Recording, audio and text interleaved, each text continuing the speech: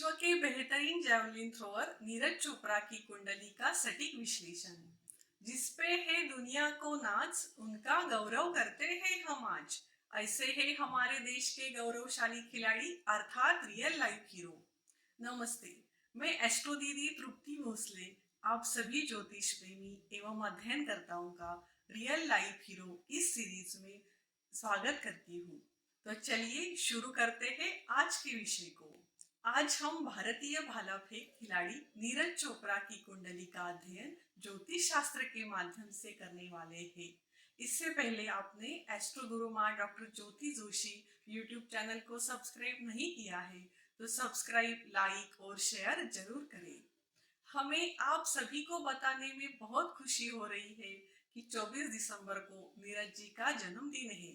नीरज चोपड़ा जी को उनके जन्मदिन की हार्दिक बधाई और उनके आगे आने वाले जीवन के लिए ढेर सारी शुभकामनाएं देते हैं और हमारे विषय को शुरू करते हैं। गोल्डन बॉय के नाम से मशहूर नीरज जी भारत की ओर से एथलेटिक्स में गोल्ड जीतने वाले पहले व्यक्ति है। का जन्म 24 दिसंबर 1997 में पानीपत में हुआ था। 2012 में लखनऊ में आयोजित नेशनल जूनियर एथलेटिक्स चैंपियनशिप में गोल्ड जीता। 2012 में लखनऊ में आयोजित नेशनल एथलेटिक्स चैंपियनशिप में गोल्ड मेडल जीता था। इसके बाद 2014 में पहली बार सिल्वर मेडल जीता। 2016 में आयोजित जूनियर विश्व चैंपियनशिप वर्ल्ड लेवल पर नीरज ने गोल्ड मेडल जीता था। इसके बाद नीरज ने ओलंपिक खेलों में एशियन गेम्स, कॉमनवेल्थ गेम्स जैसे कई प्रतियोगिता में भारत का प्रतिनिधित्व नहीं बल्कि कई सारे मेडल जीते हैं। विश्व चैंपियनशिप स्तर पर एथलेटिक्स में स्वर्ण पदक जीतने वाले अभिनव बिंद्रा के बाद नीरज चोपड़ा दूसरे भारतीय है। 2017 में नीरज को स्पोर्ट कोटे से भारतीय सेना में नौकरी मिल गई। उस समय उन्हें राजपुताना राइफल्स में नायब सूबेदार का पद दिया गया था। 2018 में कॉमनवेल्थ गेम्स और एशियन गेम्स में गोल्ड जीतने के बाद उन्हें सूबेदार पद पर प्रमोशन किया गया। इसके अलावा नीरज को 2018 में अर्जुन अवार्ड, 21 में मेजर ध्यानचंद खेल रत्न अवार्ड और 22 में पद्मश्री से सम्मानित किया गया। तो आइए जानते हैं नीरज चोपड़ा जी की कुंडली का विश्लेषण। नीरज जी के जीवन का अवलोकन किया जाए तो बहुत ही कम आयु में उन्होंने खेल की दुनिया में बहुत बड़ी सफलता हासिल की है। इसमें वो भारतीय आर्मी में कार्यरत होना, दुनिया भर में भाला फेंक में प्रतिस्पर्धा करना, इसी से मान सम्मान प्राप्त करना, इन सब सूत्रों का हम ज्योतिष शास्त्र के माध्यम से अध्ययन करेंगे।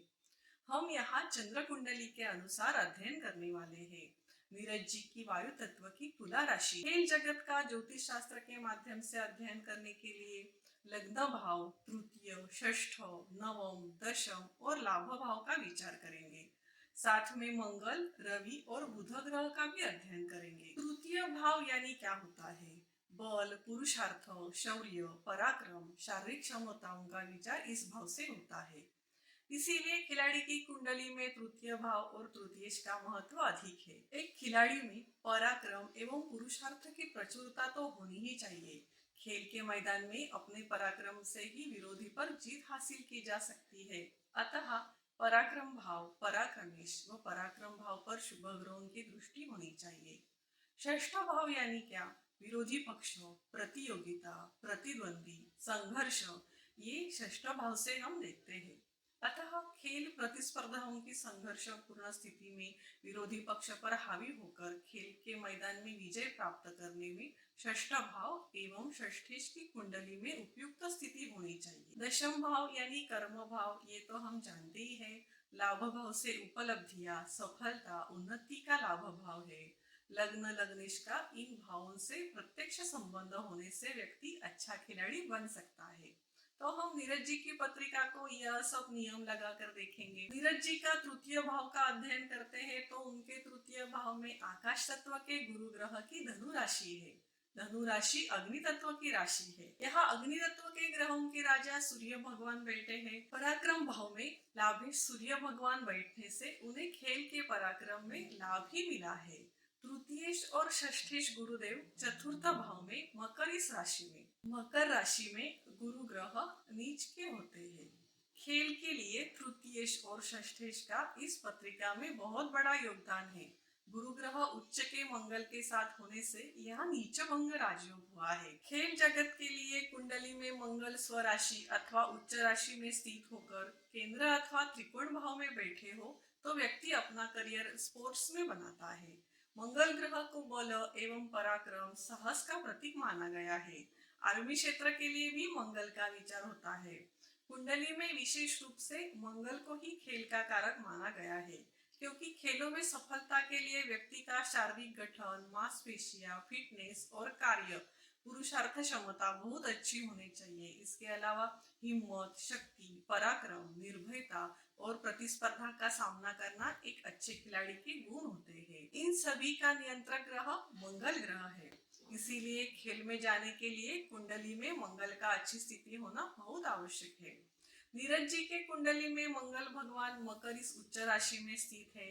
मंगल चतुर्थ इस केंद्र भाव में होने से रोचक ये पंच महापुरुष योग हुआ है। इस योग से व्यक्ति निर्भीड़, बलशाली, ऊर्जावान और पराक्रमी होता है। ऐसे लोग खेल, सेना और पुलिस में अच्छा नाम कमाते हैं। नीरज जी की पत्रिका में मंगल काफी बलशाली होने से वे खेल की दुनिया में बहुत आगे बढ़े हैं। चतुर्थ भाव में लग्नेश शुक्र बैठने से प्रसिद्धि, मान सम्मान मिला है। नवम भाव यानी भाग्य भाव के अधिपति बुध वृश्चिक राशि में स्थित है। बुध भाग्येश और व्ययेश भी है। भाग्येश और व्ययेश बुध, मंगल, गुरु, लग्नेश शुक्र के साथ लाभ योग में होने से उनके भाग्य ने उन्हें खेल के क्षेत्र में सहायता की है। दशमेश चंद्र वायु तत्व की तुला राशि में है। चंद्रमा और गुरु केंद्र योग में होने से यहाँ गजकेसरी योग की भी निर्मिति हुई है। इसीलिए उनकी पत्रिका काफी बलशाली हुई है। भाला फेंक करते समय जमीन से दौड़ते हुए जाकर आकाश की ऊंचाई तरफ भाला फेंकना होता है। तो वायु तत्व के दशमेश चंद्रमा पृथ्वी तत्व के मकर राशि में तृतीयेश और षष्ठेश गुरु मंगल से केंद्र योग में होने से यह सफलता नीरज जी को हमेशा मिलती है। ऐसा हम कह सकते हैं, क्योंकि मकर राशि चर और पृथ्वी तत्व की राशि है। इस पृथ्वी तत्व के राशि में आकाश तत्व के गुरु ग्रह और साथ में अग्नि तत्व के मंगल होने से खेल जगत में जमीन से आसमां को नीरज जी छू रहे हैं, ऐसा भी हम कह सकते हैं। ज्योतिष प्रेमी और अध्ययनकर्ताओं, यह हमारे देश के लोकप्रिय खिलाड़ी नीरज चोपड़ा जी की पत्रिका। ऐसे ही विभिन्न प्रभावी रियल लाइफ हीरोज की जानकारी ज्योतिष शास्त्र के माध्यम से जानने के लिए इस श्रृंखला से बने रहे, जुड़े रहे एस्ट्रो गुरुमा डॉक्टर ज्योति जोशी यूट्यूब चैनल के साथ। मेरी गुरु एस्ट्रो गुरुमा डॉक्टर ज्योति जोशी, इन्होंने मुझे ये श्रृंखला प्रस्तुत करने का अवसर दिया, इसीलिए धन्यवाद और सादर प्रणाम।